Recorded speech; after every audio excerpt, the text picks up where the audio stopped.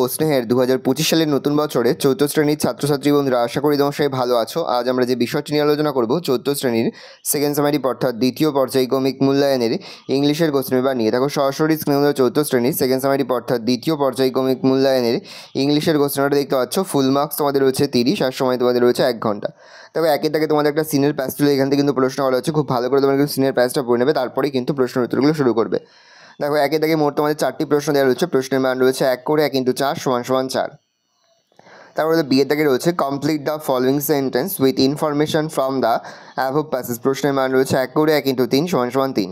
C দাগে রয়েছে find out the meanings of the following words from the above passage. প্রশ্নের মান রয়েছে 1 করে 1 × 2 = 2।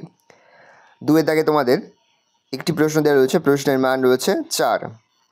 তিনের দাগে তোমাদের গল্পের ঘটনা অবলম্বনে পরপর তোমাদের 1 2 করে সাজাতে হবে। প্রথমটা হবে 2, তারপরটা 1, তারপরটা 3, তারপরটা হবে 4 নম্বর।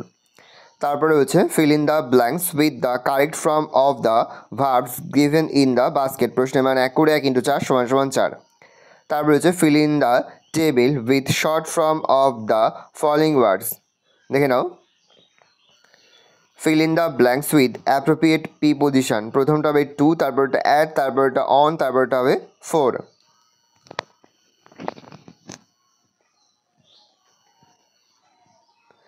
পরে হচ্ছে right 5 sentence about any one of the following.